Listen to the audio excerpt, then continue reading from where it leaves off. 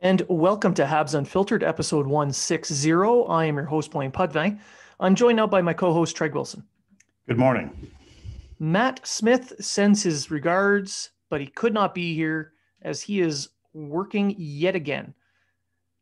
I think that's an excuse. I don't know. I mean, there's no way the Air Force works that much. I think he's doing modeling shoots for his OnlyFans page. See, that makes more sense. Yeah. Get like a new leopard skin G-string or something, and he's the banana hammock shot. Yeah. It's the perfect explanation for it. It's more plausible than the Air Force working. Yes, definitely. Yeah. So, because we know better. Well, unless his Air Force is different than our Air Force down around here. I mean, because our Air Force doesn't do much of anything. No, they just hitch rides and workups. No, gotta go. Yeah. Oh well, no, we have to rest 12 hours. You can't do anything because we flew yesterday, so now we have to have 12 hours of rest. Yeah. For every hour and a half we fly in the air, we need 12 hours of rest, and we flew for 3 hours. So that's 24 hours. So it's a full day. So leave us alone. We're playing, Metal Gear in the ADR. Yeah, Call of Duty. Yeah. Yeah, he's definitely resting. So we're sans Matt Smith on this episode, but we'll get through if you don't mind looking at our ugly mugs. Yeah, I get it. All right, so in this episode, yeah. So for this episode, we're going to cover a little bit about some stuff that's happened with the Canadians during their off time. So talk a little bit about Bob Gainey, Jonathan Drouin, Jeff Petry's injury, fan impacts, and we'll dive a little bit into a preview of the Vegas series. So let's just jump right in and start with Bob Gainey visited the players. So in the last couple of days, Gainey's been cited in and around the Bell Center as the players practice and train. And he was, it was reported that he spoke to the team and gave them some motivational talk. So what's your take on that? Well, considering people say the Montreal Canadiens shun their alumni and don't want them to have anything to do with the team all the time, that just proves that's a huge farce. I think it's good. I think it's good for especially the young players to hear from someone who has probably more Stanley Cup experience than anyone in playing or anyone involved with the main organization right now, to come in and he's had the experience at every level, coaching, GM, player, to come in and talk and let them know the experiences and, the things they need to do to keep going. I think it's I know I would love to have, when I play lacrosse, the old veterans from the teams who would come out and chat with us and see, and you like hearing the old stories that got you motivated and, what they did to get through rough times. And I mean, not that Montreal's having really rough times right now in the playoffs. They have the best record in the playoffs at 8-3 going into the third round. But they're also going to play a highly motivated Vegas team. So it's good to have someone there, just a different voice in the room to help keep you motivated to move forward. Yeah. I mean, the way the team has been playing, I think it's good to get someone like Gainey coming in to chat with them. The style that the Canadians are playing right now are essentially Bob Gainey's style. Yeah. This was Bob Gainey as a player, tight checking, opportunistic with some goals, and shut down hockey. So this is Bob Gainey, and I agree. Bringing in the alumni it does help. It's a big deal when, as a player, you have some older guys show up and kind of talk about the good old days, kind of thing, for not too long, but mostly to give them a view of how to prepare, and that seems to be what the case is here. So, I mean, they've had Yvan Conloyer, they've had Régent Houle, they've had Guy Lafleur, all show up. Now it's Bob Gainey. It's immeasurable when you see that many Stanley Cup rings walk into a room or attend games. It motivates the guys. Yeah. It's a touchstone to the Canadiens' past. Lets them know, hey, look at what these guys are now legends here. It's a touchstone. If I can do something great here, I can become a legend like them. So, yeah, we don't hear you. No, yeah, I was just saying exactly. Yeah.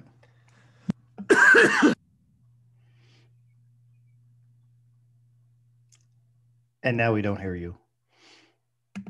There I am. So moving on from that, Jonathan Drouin has been in contact with the team as well. Dominique Ducharme mentioned it during a press conference that Drouin has been texting the team and talking to the team, sending encouragement. So I think that's a good sign that he's doing well. Yeah, I think with Drouin, it's he needed a step away from hockey. Again, we don't know the reason why. We're speculating. Anytime we bring up why Drouin is out, it's purely speculation because no one knows. The team's not releasing it, and it's no one's business. And it's good. It's good that he's still involved with the team. It's good the team's still keeping him involved with them. From what I hear, things go both ways. Players text him all the time. He's texting the coaching staff and the team all the time, and friends on the team, and nothing but the best for Drouin. This is, I think, the best thing for him. It keeps him involved, keeps him happy, keeps the team happy, and I'm sure the players and his teammates want him involved with their run, and to let him know that he was part of it. Yeah, I kind of wish he wasn't going through the problems that he is, because he would be a very big difference maker in a series that's coming up with Vegas. Oh, for sure. Like, I just picture him. Nothing against Toffoli, but him on a line with Suzuki and Caulfield, I think would just with the chemistry Caulfield he had with Suzuki last season in the bubble, and then Suzuki has with Caulfield right now. You put that all together, you may have and again, nothing against Toffoli. Not that Toffoli's not working out on that line for sure, but I just think that would be a very good line to have together. Or on a line with Kotkaniemi and Anderson. Oh, for sure. Yeah. That, you have someone who can make plays for one guy who's a speed merchant and another one who likes to shoot. So, he would be a difference maker for sure. But more importantly, he's working on what he needs to work on in his own personal life. We're not gonna assume anything. We're just gonna wish him the best. Our podcast, Habs Unfiltered, has a Drouin jersey in the stands for every home game for the Montreal Canadiens. So that's our way of sending him our support and our best wishes. And speaking of the stands, the Montreal Canadiens have petitioned the Quebec Health Authority, requesting more fans be allowed to go to games. So we see Vegas with the full capacity. They're at about 18,000 people at the MGM Center, whatever it's called. And yeah, the place is loud. It's rocking. They're having fun. They're stealing flags from other teams, fan bases, and starting fights. It's typical drunken Vegas stuff. But I don't know. The atmosphere at the Bell Center is a different animal. Seeing those 2,500 feel like 25,000. Swear to God. What would 10,000 feel like? 100,000. Swear to God. Gotta add that zero. Swear to God. Swear to God. It is a different animal. You got to look at places like Vegas and Vegas. Most of Vegas's hockey fans are not people who live in Vegas. They're people that come from somewhere else, because Vegas is a hotbed for vacationers. Now, I mean, I don't know that for sure. That's just me spitballing. Like, I don't have the stats in front of me saying that. But I know Montreal, when they go to Vegas, they have a lot of Montreal Canadian fans in the stands. in a regular season game. I don't think it'll be the same here, but yeah. And I don't know if if the Vegas team can. I'm told Vegas is a great building. It's a great fan atmosphere. It's a great whatever, but there's just something about the Bell Center when it got fans in it that's just totally different. Like maybe it's the nostalgia, the history, the culture. I don't know what it is, but in Quebec or Montreal, hockey is a religion. It's not just a game that you watch, and I think that's what the difference is. Yeah. I think the difference is the fans, the passion of the fans that are in the stands, as opposed to just the loudness and the happiness of the fans. Because Montreal fans, they feel a loss. They don't just lose and be, oh no, they feel it. It's it hurts them deep, as we can tell by how they react on Twitter with every loss. And the win is not just a win for the team; it's a win for the entire province. So, and I think a lot of, especially English-speaking fans, don't understand that. Especially when we talk about language and we talk about like that article that came out about there's more French players on Vegas than there is Montreal, and I think, I mean, that's a bit extreme on the extreme end, but I think what it is where it's so entrenched in the culture of Quebecois and the people of Quebec that stuff's important to some of them, like that, because it's part of their culture, and they feel if we lose the Quebec presence on the team, the Quebecois presence on the team, we lose the culture of the team. And I think that's the big difference between the fan bases and why 2,500 in the Bell Center sounds just as loud as 18,000 in whatever Vegas's place is called. It's because it comes from deep within the fan, and it's not just, yay, my team won. It's we won. You know what I mean? Like there's a definite attachment. Yes. Yeah. There's 109 years or 111 years of attachment compared to 4. So right. That makes sense. But speaking of the language part, this article from the Gazette comes out, and it's just tooting horns about there's more Quebecois with the Vegas Knights than with the Canadians. It's kind of wrong though, because there's not.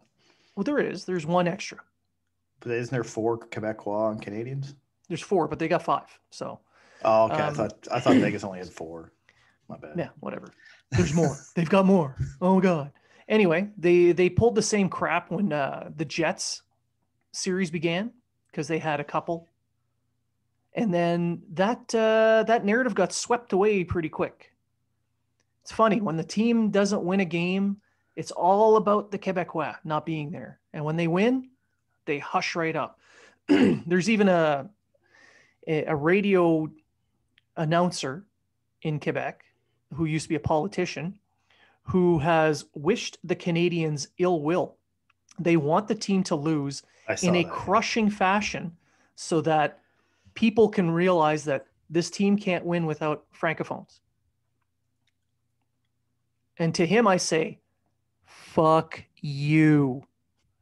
On n'a pas besoin des francophones sur l'équipe pour gagner. La manière qu'on gagne, je m'en crisse d'où qu'ils viennent. So that's me saying, fuck you. It's, I like what I said before about the passion and the culture and all that kind of stuff.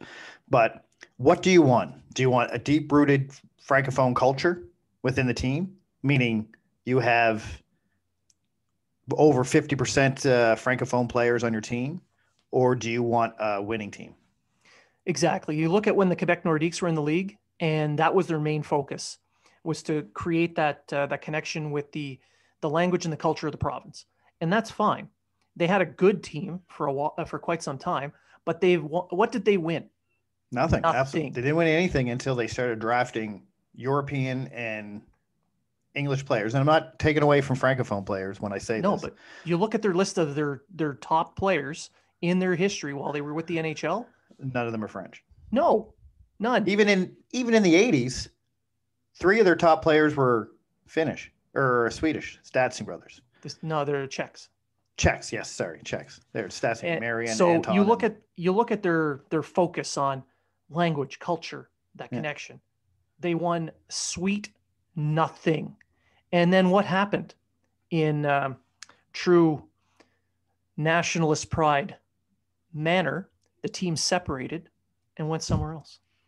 And then won 2 Stanley Cups. And then won Stanley Cups by not focusing on where a player was born, but on what skills they have. Yeah. So as a Francophone, I understand the connection with how the team was founded. It was to market hockey to the Francophones in the local area. That's why they're named Les Canadiens. That's what they named the settlers of the area at the when New France was founded. But that was 111 years ago. There is a long line of Francophone stars stretching going all the way back to the beginning of the franchise. Yet we're now in 2021. There's a salary cap. There's an entry draft. There's all kinds of rules and regulations that make it very difficult for you to focus on just bringing in local talent. Deal with the new rules.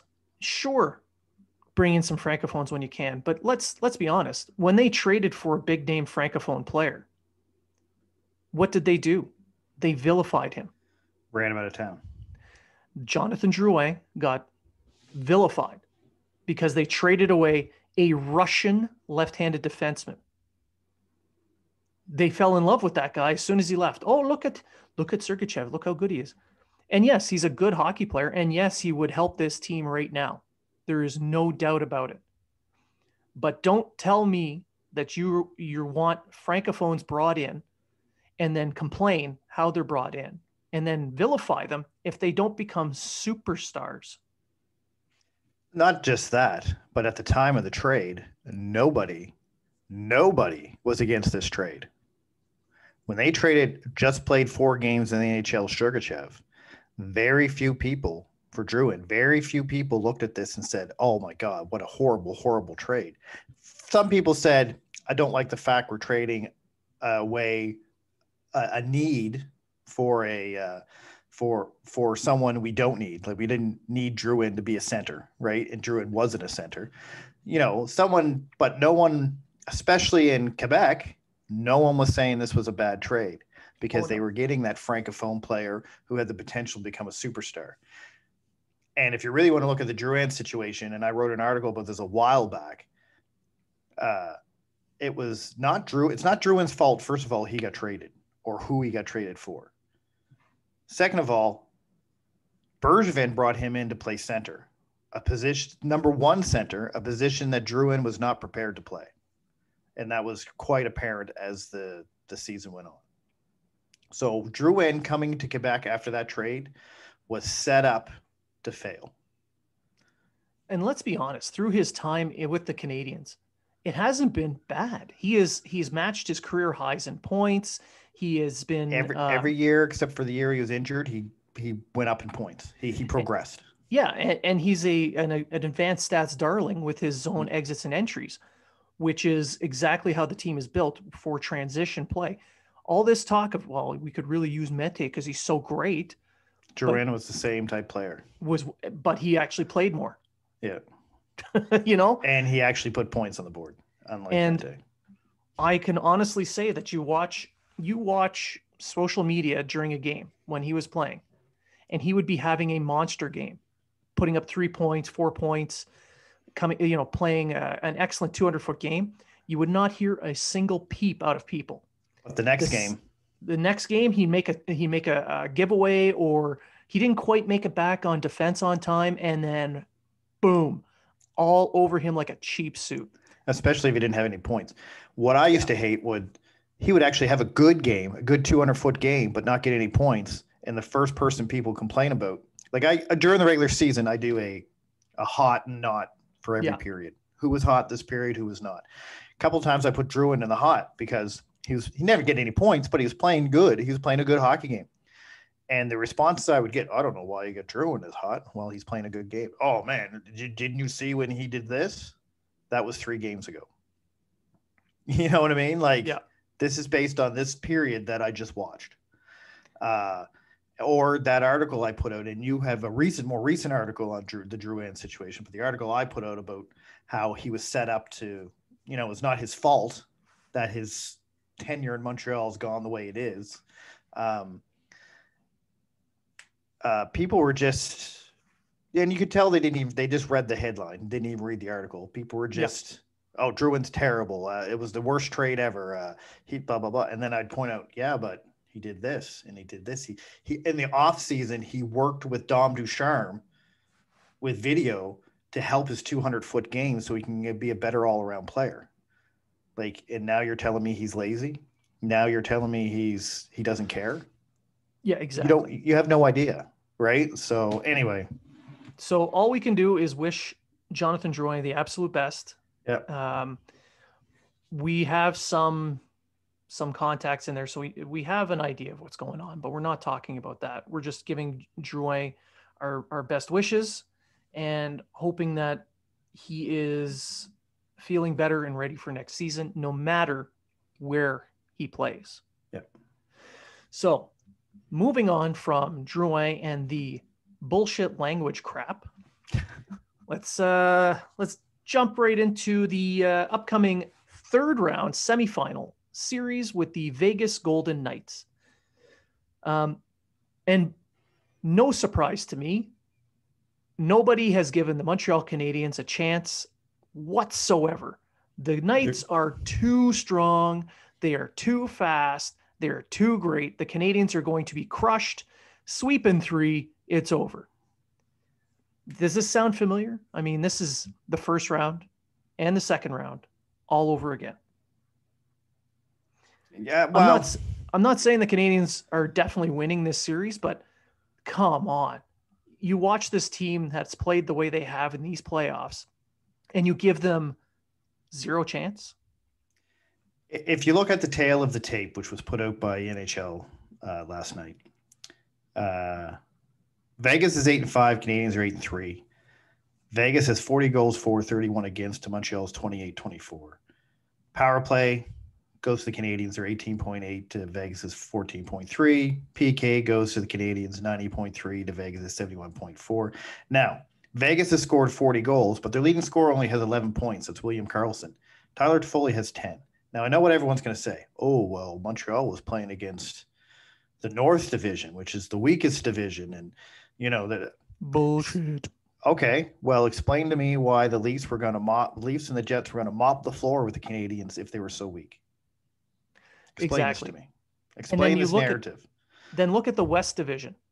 You tell me that the North Division is so weak.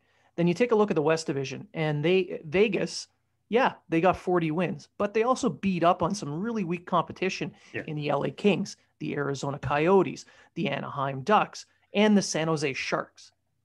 You think the Canadiens could probably, I don't know, finish 4th in a division ahead of these guys in an 18 division? I think so. Yeah. So don't hand me this North Division was weak bullshit. Each division had teams that he beat up on, and the West was no different.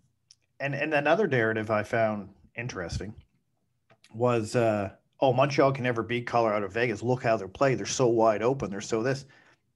All right. How wide open are they going to play when Montreal sets their 5-man defense against them? Is it going to be boring hockey? Yes. Do I care? No, as long as we win. Like the defense between Colorado and Vegas was very poor in those games. It was exciting games. Because they were scoring goals all over the place. But Montreal has Carey Price.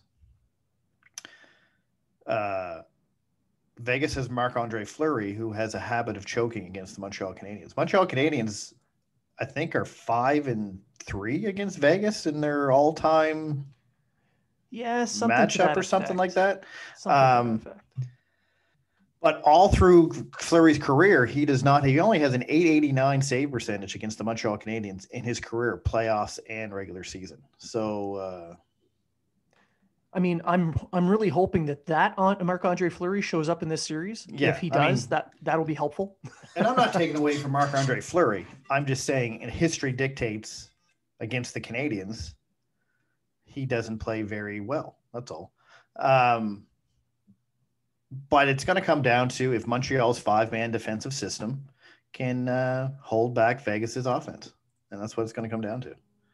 Yeah. So this is the thing: the Golden Knights and the Canadians are built similarly. Yeah. I know. A lot of people try to use the St. Louis Blues as the comparable. They're saying that the Canadians try to build themselves up to be like the Blues, but you look at how these two teams are built, and it's hard not to say that Vegas was the blueprint for Bergevin, because when he started, Vegas had just gotten into the league. So when he started this retool, and he's gone with the same kind of defense, the same kind of forward group, overall, and goaltending wise, I mean, yeah, they've got a star goaltender and a good backup. So it's the same kind of build. Now, Vegas, stop me if you've heard this before. They're much faster than the Canadians, and they play with a lot more speed. So did Toronto. Now there's this narrative that Vegas's top 9 is just too big and too deep for the Canadians to keep up with. So did Winnipeg. Well, if you look at Toronto, they have more skilled players than what Vegas has. Vegas doesn't have a superstar per se. They score by committee, and that's how Correct. the Canadians do it as well. Right. I guess Mark Stone would be their best player. Mark Stone. Maybe? Yeah, I would say so.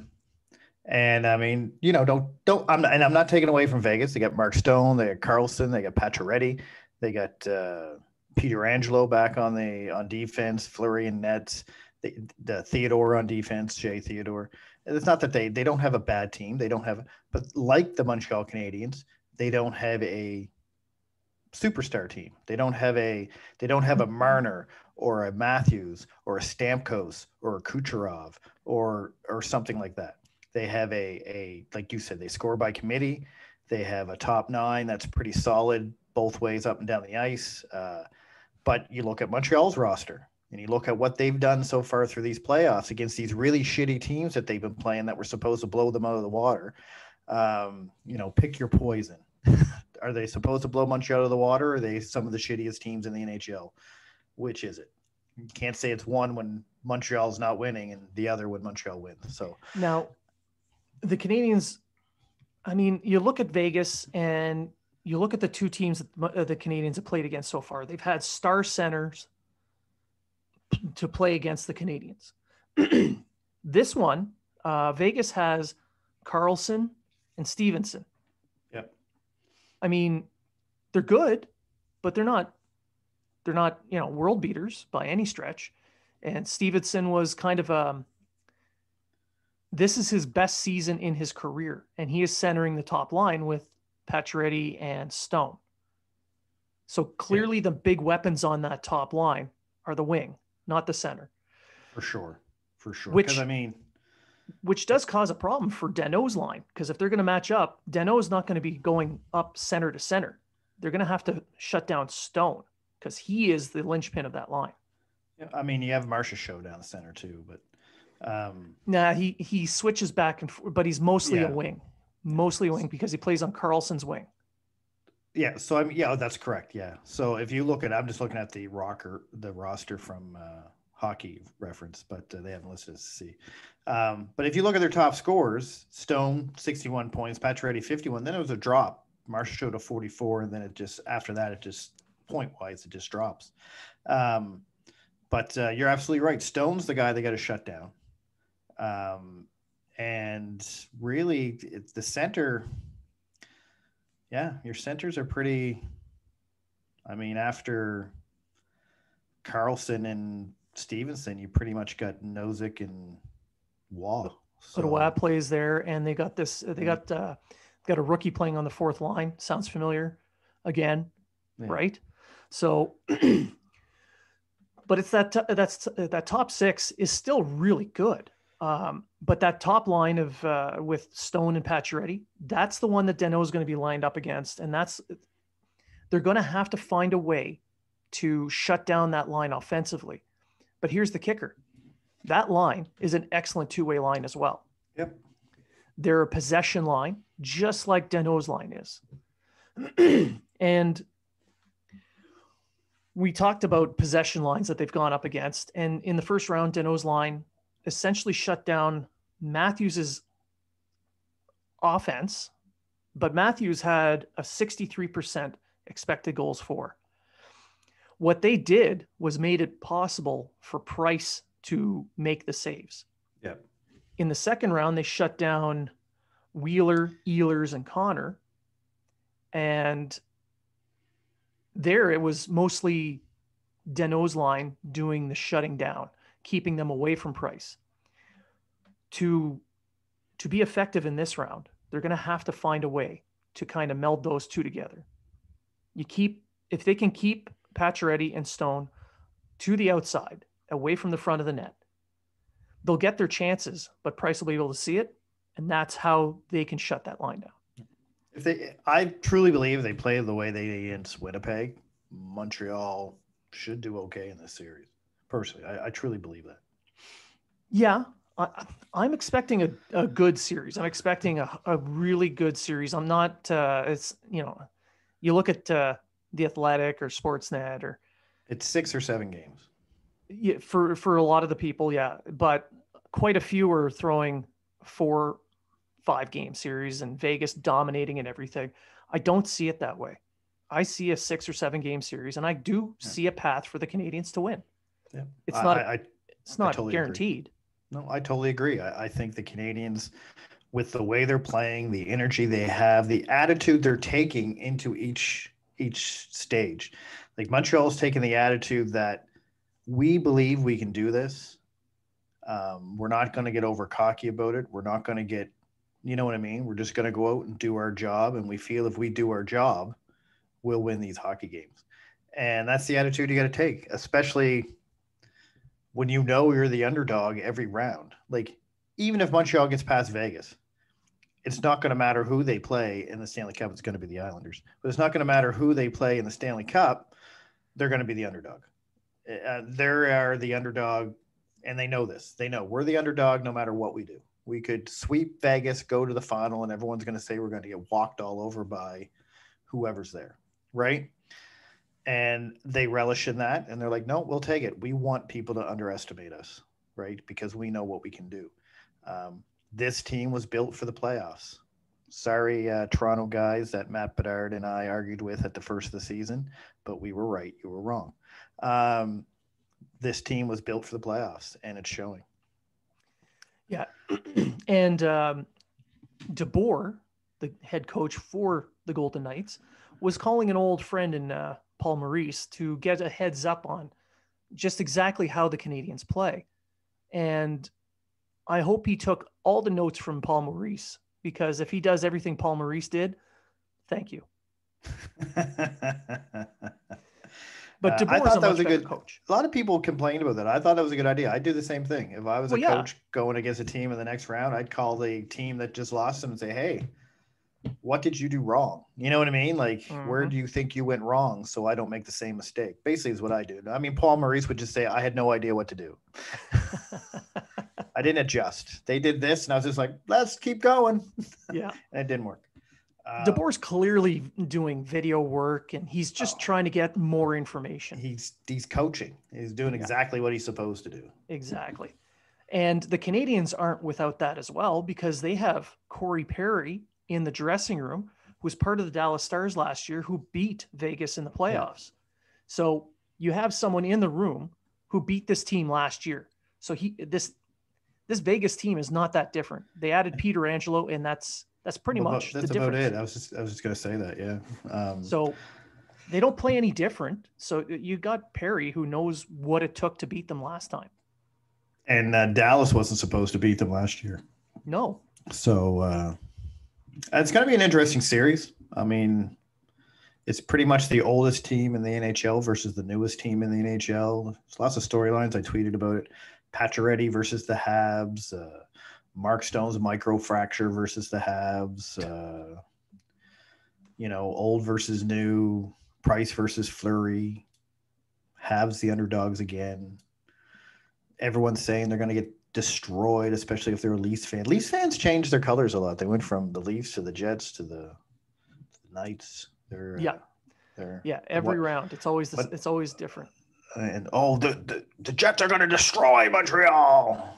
No, Vegas is going to destroy them. They don't have a goddamn chance. We'll see.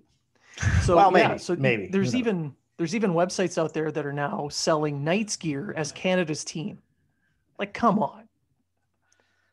Is it just because the Canadians had the CN Tower lit up in Habs colors, or that the mayor of the city in Toronto had to put up a flag, or that your premier was wearing Habs colors?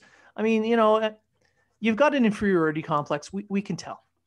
And Toronto fans, I hate to tell you, but the CN Tower is not owned by Toronto. It's a federally owned building. So there you go. There you go. You can't. But the city owns City Hall, and yes. But that was a bet. They made a bet. That's right. Same thing would have happened in Montreal if the premier and Montreal would have lost. The premier and the mayor of Montreal would have had to do all the same thing, only Toronto. So, I'm kind of disappointed though that Montreal's mayor didn't send it was 3-1 t-shirt to Tory for him to wear when he's putting up the Habs flag. Well, I mean, and that kills the whole. I mean, now they're starting to talk about, who's Montreal going to take out this series? They're going to take out Stone or Pacioretty this series. And listen, first of all, they didn't take Tavares out. It was a freak accident. They didn't take Scheifele out. Scheifele took himself out. Because he's an idiot. Yeah, a short, clean hit. All right, you want to say the hit was clean? The charge going to the hit was not. So there you go. And Toronto fans who say we would have won with Tavares, and you said, I think last week, all right then, well, if Tavares is the main ingredient for you to win a hockey series, when you've already won 3 games without him, then you better get rid of Matthews because he's just hogging all the ice time that Tavares should be getting. Really? Well, I mean, yeah, he's their centerpiece. So why are you taking away weapons for him? Get rid of Matthews and get some weapons for Tavares. Let's not talk about the 1 goal combined between Matthews and Marner in a 7-game series. Let's not discuss that. Or the fact that the Islanders have won more playoff series without Tavares than with. Now, I mean, anyway, back to the Vegas series. So I watch a lot of Western hockey. I stay up late. I don't sleep a lot. So I enjoy watching the late night games, and Vegas is in there quite a bit. So, me watching one of my favorite players for the Kings, I tend to watch a lot of Vegas games as well. But I did watch this series they had against Colorado, and they played a system similar to what the Canadians play.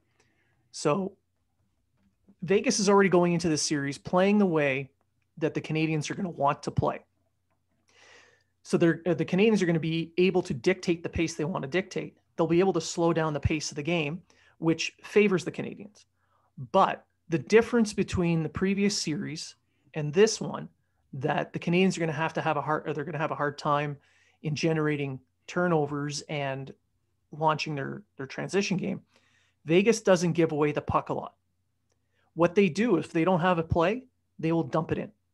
And when they do, they're going to send their big, heavy wingers. This is where their team is not based on centers like most teams are. They're based on their wings. And they have the big, heavy wingers that come in. And I'm not saying Pacioretty, because we all know what kind of game he plays.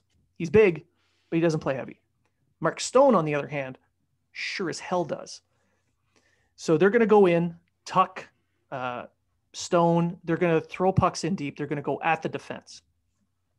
So they're not going to give away a lot of pucks at the blue line, creating these quick turnarounds and turnovers that the Canadians use for transition game. What they're going to need is Carey Price at the top of his game, which he is right now, providing outlets for his own defense. So they're going to be throwing pucks in. Price will be able to set the pucks up, lay them out, pass them off to his defenseman. The Canadians are going to have to find a way to minimize the amount of time that these forwards are forechecking their own our defense. So the Canadiens' defense, being that they're a little bit older, a little bit slower than Vegas's, they're going to have to use Price.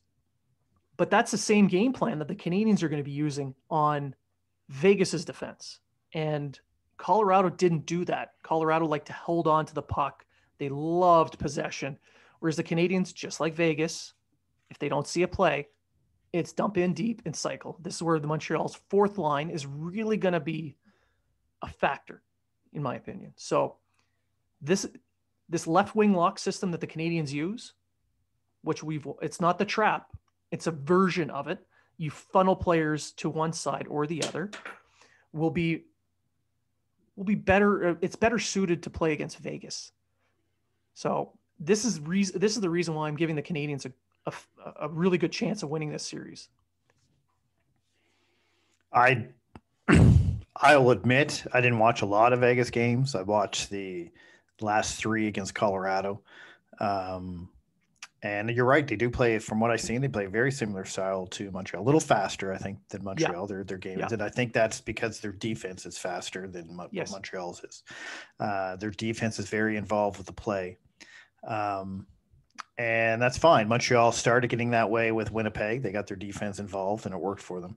But I think you're going to see 2 teams. It's going to be like a rock hitting a hard place. It's going to be 2 teams trying to do the exact same thing at each end of the ice, like even in the neutral zone. And it'll be interesting to see how it tilts. If it tilts to a high-scoring affair, it's probably going to go Vegas's way. If it tilts to a defensive standoff, it's probably going to go Montreal's way. So it's going to be I think this is the most closest series we're going to see. And that's why I say it's going to go 6 or 7 games either way. I agree. Because this is probably 2 teams that match up the closest. I mean, people are saying, oh, they're going to wipe the floor with them. I don't think any team's going to wipe the floor with any team, because it's kind of like a doppelganger fighting itself. It's 2 very similar teams. Vegas is a little bit better here. Montreal's a little bit better here, but it's just, like Winnipeg, Toronto. Sure. I when everyone said Toronto was going to beat Montreal, I was like, you're probably right, because you look at Toronto's team and you look at Montreal and how we came in, and then when Montreal went down 3-1, that they shifted into a new gear, and they haven't took their, as I like this has been saying the last few days, they haven't took their foot off the gas, and that's what they have to do with Vegas. They have to ride the momentum. Let's hope this almost a week off, 4 days off, 5 days off. It's going to be, I think it's 5 or 6 at the most. Yeah. I think hopefully that doesn't slow them down in this pressure that they had going. The momentum doesn't slow their momentum down. I think if Montreal rides that momentum, plays their game, sticks to their game plan, I think they'll be successful. Yeah. And this is where the Petrie injury comes into play. With these 5-6 days off, you're hoping that the injury to Petrie's fingers heals up enough where he can play game 1, because you need him in the lineup. You got a guy like Gustafsson playing on your third pair. He's going to get lit up if he has to play more than 7-8 minutes a game. I know he's played well enough in the limited time that he's had, but against a team like Vegas, he will get blown apart.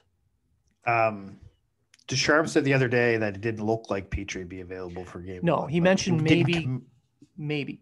Yeah, he didn't commit that he wasn't going to be in either. No. So we'll see what happens. But this is where the rest you're hoping pays off. The guys clearly have had a very difficult season, very heavy season, a lot of games in a short amount of time. So a little bit of break could help.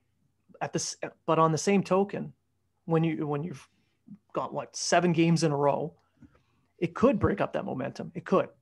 So it's going to be interesting to see what Montreal Canadiens a team shows up. Are they going to be the one that we've watched in the last 7 games, or are they going to be the one that we saw in the first 4 against Toronto?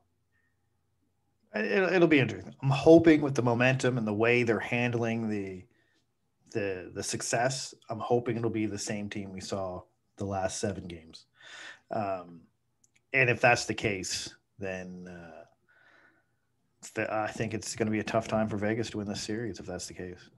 Yeah. And with Danault matching up against Stone's line, now you have, excuse me, now you have the Carlson line with Marchessault. That's the one that Suzuki's probably going to be lined up against. And offensively, production-wise, Vegas is a top 6 heavy with its production. If they can shut down the Stone line and the Suzuki line can outproduce the Carlson line, then it falls on how the bottom 6 fare. And I think the Canadians have an edge there because they have Kotkaniemi there versus Roy. They have Anderson down there, who, I'm going to be honest, is a lot like Tuck, except Tuck is producing.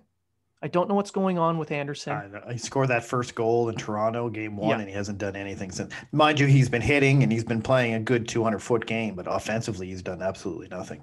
Yeah. So we need a little bit of production out of him. Yeah. But there's a player that I've been keeping an eye on all playoffs who I feel really should be stepping up his offensive game, and that's Gallagher. Yeah, he scored a couple goals recently, and that's great, but we need more of that. Yep. Montreal has a couple question marks on the offensive side on their team right now. Anderson, Kotkaniemi hasn't done anything since his overtime goal. Or has he? Did he get a goal after that? Anderson? No, Kotkaniemi. Yeah, he scored one at Winnipeg, I think. Yeah. Anyway, so they need offense from him too. Yeah, we need offense from him. Cole Caulfield could pop a couple goals. I'm not going to dig on Cole Caulfield because he's been playing great with Suzuki and that. His passing. And he's producing. He's creating offense. But he's there to score goals. So I'd like to see a couple goals from him. I think I'd just like to see a couple goals from him just because I want to see a couple goals from Cole Caulfield. But this is nothing against his game. But you're right. Gallagher's got to step it up. Not really step it up because these are guys that are playing good off the puck. These are guys that are doing their job. They're just not getting the puck in the net. So it's not really a matter of they're not. I mean, Anderson's a different monkey. Anderson, there's something with, I don't know if he's hurt or what it is, but I don't know. He's not even rushing the same as what he was in the regular season. There's something there. There's got to be some reason. But regardless of what's going on, they need a little bit more offensive production because the Canadians offensively are creating chances, but they're not burying as many. So their expected goals are higher than their actual goals, and they need that to kind of even out. So if they can score at the rate of their expected goals, we'll see a bump of about a goal per game, which with Carey Price in net and the defense playing as solid as they have all playoffs, I think that could be the difference in a series. Well, I mean, you have to admit too, Campbell and Hellebuck played very good series against Montreal. Oh, absolutely. So it's not all on Montreal's offense not producing, and it has to do with the fact that the two goalies they faced played well against them as well and made some key saves, especially Hellebuck. So, and we have to assume that Fleury will be just up to task. Yeah, we'll have to assume that. I hope he's the Fleury that plays against Montreal in the past, but you never know. Or maybe they'll just put Leonard in. Maybe they're so confident that they're going to beat Montreal, they'll have Leonard in for the first two games. If the output that Leonard had in the first game against Colorado happens, I'm all for it. That's what I'm saying. Yeah, maybe they'll do that. And it's nothing against Leonard. I like Leonard. I think he's a good goalie. But he got hung out to dry in that game. Oh, big time. And maybe they'll just say, you know what, we're gonna beat these guys. Everyone says we're gonna beat them. Let's put the silver horses, whatever they're called, and Henderson Silver Knights in and see what happens. Yeah, sure. Have at her. Clearly, the Canadians are playing with house money at this point. They were never expected to make it this far by the majority. So, I mean, even you and I predicted them out in the first round. So, you know what? Win or lose, I'm just happy with the results of the playoffs. But I'm, you know what? I have a good feeling. I have a good feeling about this team this year. Yeah, I mean, it's a better team than they're given credit for, and that's neither here nor there. So, Where's I going this? Yeah, so the Canadians, I mean, being the underdog that's their bread and butter in these playoffs. I mean, yeah, I can go with that. The underdogs, I do see a 6 or 7 game series. Yep. I do see a path for the Canadians to win. Yep. Whether they win or not, at this point, who cares? They've made it this far. They've made people upset, especially in Toronto and Winnipeg, and I can live with that. Although I would love to see them beat beat Vegas too. Don't get me wrong. But I think we've covered the start of a Vegas preview. We're going to have another Vegas preview show on Monday. So do you have any final thoughts? No, not really. Just what I said. I know come Monday, though, we're going to have someone on the show who thinks Montreal can beat Vegas. So. Oh, yeah? Yeah. Yeah. Is this someone who said that Montreal had no chance in hell of beating Toronto? Correct. Who could that be? It's a mystery. No, seriously, we've got to narrow it down because there were so many people that said that. This is a person who all season pretty much had Montreal's back. They're pretty positive towards Montreal. At the first of the season, they actually, after Montreal played their series, he actually predicted Montreal to win the division. So what you're saying is he's just out there pushing people's buttons. Could be. I think he's just basing it on the play of the team at that time, I think is what he's doing. There you go. So, which is logical, which is a logical way to base what you all think kinds of button pushing. Oh, button pushing. So we don't know. We're not going to reveal who it is. No, but whoever it is doing a lot of button pushing. So, yeah, I don't know. We'll save our predictions for the next episode, I think. I pretty much gave mine. Yeah. It's vague, yes, but it's how I feel. So we're going to wait for Matt to come on the show and our special guest, and then we'll throw out some predictions. So my final thought here will be to thank everyone for listening. Remember that use the codes unfiltered20 if you want to save 10% at builtbar.com for probably the best tasting protein bars you'll ever find.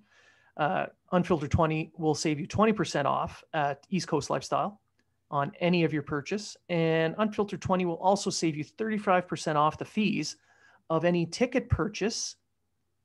Let's say, I don't know, a Montreal Canadiens game, either in Vegas or in Montreal. Concerts, anything. It'll save you 35% off the fees when you purchase through SeatGiant.ca.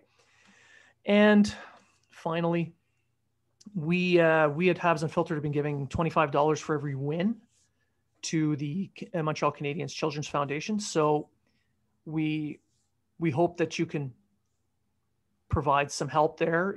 If all it is just you sharing our tweets about us providing that, then that's fine. If you can donate, even better. And finally, I want to thank you for listening. And remember, if you were talking about it, so are we.